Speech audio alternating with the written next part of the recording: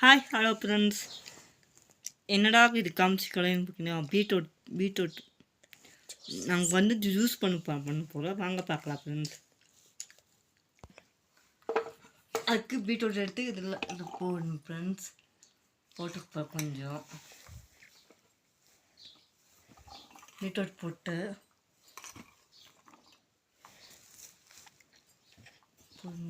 போதுங்களா,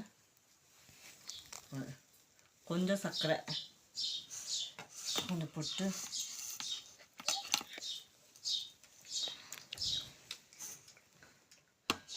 கொஞ்சம் தண்ணி இன்னும் கொஞ்சம் ஊற்றணும்.